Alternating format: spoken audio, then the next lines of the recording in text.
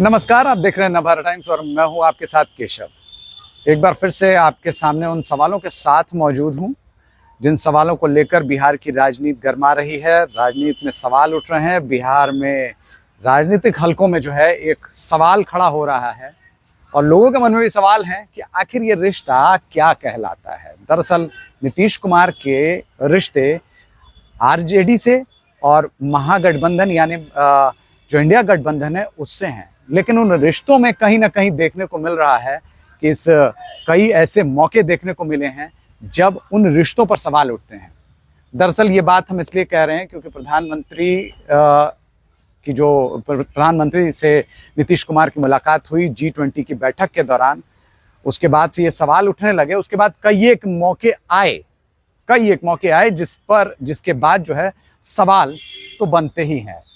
वैसे भी बिहार है, यहाँ राजनीति जो है वो एक ऐसे धर्म की तरह है जिसे हर कोई समझता है, जानता है और उससे जुड़ा हुआ है। बिहार में राजनीति क्या हो रही है, किस करवट बैठ रही है, बदल रही है, चौक चौराहों पर इस पर बात होती है। दरअसल बिहार के मुख्यमंत्री नीतीश कुमार राजद के सुर में सुर मिलाते नजर आ रहे हैं। उन्होंने महिला आरक्षण का समर्थन किया है। हालांकि सवाल यहीं तक नहीं है। दरअसल वो लंबे समय से इसका समर्थन करते आ रहे थे, लेकिन उन्होंने आरक्षण में भी आरक्षण की मांग कर दी है। मुख्यमंत्री नीतीश कुमार ने आज पत्रकारों से बातचीत करते हुए कहा कि हम बिहार में पहले से ही महिलाओं को पंचायत में और निकाय चुनाव में आरक्षण दे रहे हैं। हम पहले से ही 35% का आरक्षण दे रहे हैं। लेकिन अब उन्होंने बात की है कि अगर विधानसभा और लोकसभा तमाम जगहों पर बड़े सदनों में भी यदि उन्हें आरक्षण मिलता है तो ये अच्छी बात है, जिसका वो समर्थन करते हैं। लेकिन इस समर्थन के बीच उनका कहना है कि जो अनुसूचित जाति जनजाति की महिलाएं हैं, पिछड़ी जाति की महिलाएं हैं, उनको भी स्थान दिया जाना चाहिए। यानी आरक्षण में भी आरक्षण की मांग कर दी है। अब यहाँ जरा मैं आपको बता दूं कि राबड़ी देवी ने आरक्षण की मांग की थी। बिहार की पूर्व मुख्यमंत्री जो राबड़ी देवी हैं, उन्होंने महिला आरक्षण बिल पर अति पिछड़े और पिछड़ों के रिजर्वेशन की मांग की। अब उन्हीं की बात को आगे बढ़ाते हुए नीतीश कुमार नजर आए हैं। राजद की तरफ से शुरुआत से ही इस बिल का विरोध किया जा रहा था। मैं आपको बता दूं कि इससे पहले साल 1998 में भी राजद इसके खिलाफ थी, इस महिला आरक्षण बिल के। सुरेंद्र यादव जो आरजेडी के नेता थे, सदन में थे जिस वक्त टेबल किया जा रहा था, सदन में इस महिला विधेयक बिल को रखा गया था, उस वक्त विरोध जताने वाले सुरेंद्र यादव थे। अब उसके बाद आरजेडी भी जो है, क्योंकि अब चुनाव नजदीक हैं, लोकसभा चुनाव है, फिर उसके बाद विधानसभा चुनाव बिहार के होने हैं। तो ऐसे में ये बात कहा जा रहा है कि इस आरक्षण में भी आरक्षण की मांग राबड़ी देवी ने कर दी है।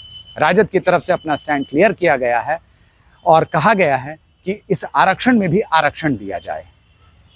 यहां नीतीश कुमार आरजेडी और बीजेपी के अलावा महागठबंधन को भी साधते हुए नजर आ रहे हैं। अगर देखा जाए तो नीतीश कुमार सभी दलों को साधने की कोशिश करते हुए नजर आ रहे हैं, अपनी छवि बरकरार रखने की कोशिश करते हुए नजर आ रहे हैं। ऐसा दिखाई दे रहा है इस वक्त कि नीतीश कुमार किसी के बुरे फिलहाल नहीं बनना चाहते।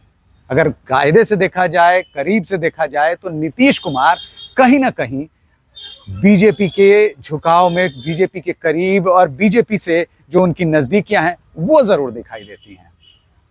गौर करने वाली बात है कि G20 की जब बैठक हुई तो उस वक्त नीतीश कुमार को निमंत्रण भेजा गया।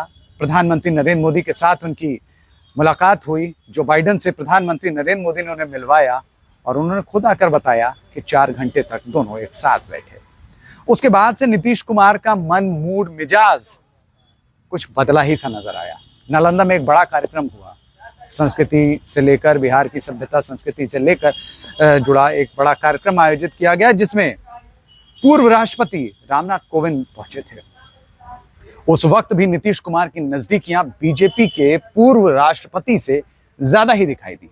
राजभवन पहुंचे, वहां फोटो सेशन कराया, फोटो खिंचाया, उनकी आवभगत की। यहां पर भी सवाल उठना लाजमी है।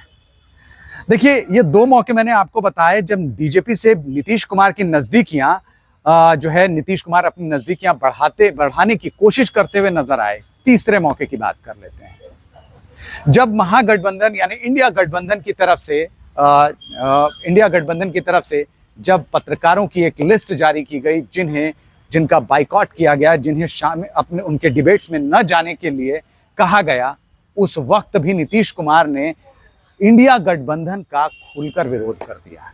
उन्होंने साफ तौर पे यह कहा कि वो पत्रकारों के साथ हैं, उनकी स्वच्छंदता के साथ हैं, लेकिन उसमें भी उन्होंने अपनी वो बात जरूर डाली कि वो चाहते हैं कि ये लोग जाएं ताकि आप लोग स्वतंत्रता से काम कर सकें। लेकिन सवाल ये उठता है कि पत्रकारों की स्वतंत्रता पर सवाल या उनकी स्वतंत्रता छीन कौन रहा है? कहीं ना कहीं इंडिया गठबंधन की तरफ से जिस तरीके से ये लिस्ट जारी की गई, वो पत्रकारों की आजादी पर, उनके सवाल पूछने पर या उनसे बचने पर यह सवाल था कि आखिर क्या इंडिया गठबंधन अपने द्वारा पूछे गए सवालों के ही उत्तर देना चाहता है? ऐसे में उसने करीब 14 पत्रकारों की एक लिस्ट जारी की जिसमें उनका बाइकॉट किया गया और उनके डिबेट्स में शामिल न होने को कहा गया। लेकिन नीतीश कुमार ने इंडिया गठबंधन से अलग एक अपनी स्पष्ट राय रखी और साफ तौर पर कहा कि वो पत्रकारों के साथ हैं। तीसरा मौका महिला विधेयक बिल का था, जिसके बारे में अभी हमने चर्चा की।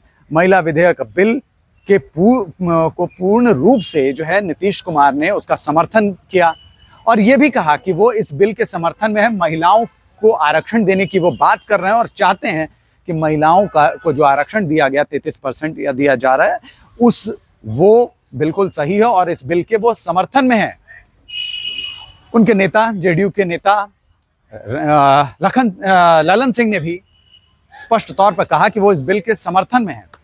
लेकिन वही नीतीश कुमार यहाँ आरजेडी के साथ जो सरकार में है उनका समर्थन कहीं ना कहीं करते नजर आए और उन्होंने उनकी बात भी इसमें डाल दी। चूंकि आरजेडी इस बिल के विरोध में शुरुआत से ही नजर आई है। अगर बात 98 की जाए तो उस वक्त भी उसने विरोध किया था। लालू प्रसाद यादव की तरफ से भी महिला आरक्षण बिल का विरोध किया गया था और जो 33% का जो आरक्षण था दोनों सदनों में, उसका विरोध करते हुए उन्होंने कहा था कि वो इसके पक्ष में नहीं है। और संभवतः मैं कहीं पढ़ रहा था कि उसमें यह भी लिखा गया था कि लालू प्रसाद यादव ने बात कही कि उनकी लाश पर ही यह बिल पास होगा। लेकिन अब देखिए, बड़ी विडंबना है, नीतीश कुमार दोनों पक्षों को साधने की कोशिश करते नजर आ रहे हैं। गठबंधन धर्म का जो है वो पालन भी करते नजर आ रहे हैं, लेकिन उनकी नजदीकियां कहीं ना कहीं बीजेपी से ज्यादा है। ऐसे में उन्होंने, जैसा कि जब ये बिल पेश किया गया सदन के भीतर, तब राबड़ी देवी की तरफ से, पूर्व मुख्यमंत्री राबड़ी देवी की तरफ से इस पर यह कहा गया कि वो चाहती हैं कि इस महिला आरक्षण बिल में उनके लिए भी आरक्षण में आरक्षण दिया जाए। जो अनुसूचित जाति जनजाति से आने वाली महिलाएं हैं उन्हें भी आरक्षण दिया जाए। यह बात भी नीतीश कुमार ने अपने स्टेटमेंट में ऐड कर दी। कहीं ना कहीं नीतीश कुमार को भी लगता है कि जो आरक्षण है वो सही है, लेकिन जिस तरीके से आरजेडी अपनी बात कहने की कोशिश कर रही है, उनकी बातों को भी नीतीश कुमार ने साधने की कोशिश की है। लेकिन सवाल उठता है कि आखिर नीतीश कुमार ये बैलेंस कब तक बना पाएंगे? बीजेपी के करीब हैं मानसिक रूप से, लेकिन व्यवहारिक रूप से जो उनकी प्रतिबद्धता है वो भी कहीं ना कहीं आड़े आ रही है। ऐसे में सोचने वाली बात है, ऐसे में सवाल उठता है कि आखिर ये रिश्ता क्या कहलाता है? क्योंकि रिश्ता बीजेपी से भी है, आरजेडी से भी है और इंडिया गठबंधन से भी है। अब देखने वाली बात होगी कि यह रिश्ता स्पष्ट कैसे होता है, साफ कैसे होता है और कब होता है। लोगों के मन में तमाम सारी जो चीजें मैंने आपको बताई, जो बैकग्राउंड बताया, उसे लेकर अब सवाल है कि आखिर नीतीश कुमार कब तक आरजेडी के साथ हैं। अब तो आने वाला वक्त बताएगा कि नीतीश कुमार और आरजेडी का जो गठबंधन है, जो साथ है, ये कब तक चलता है। लेकिन इन्हीं सवालों के साथ मैं आपको छोड़े जा रहा हूं कि आखिर ये रिश्ता क्या कहलाता है। सहयोगी साकेत के साथ केशव सुमन सिंह, पटना।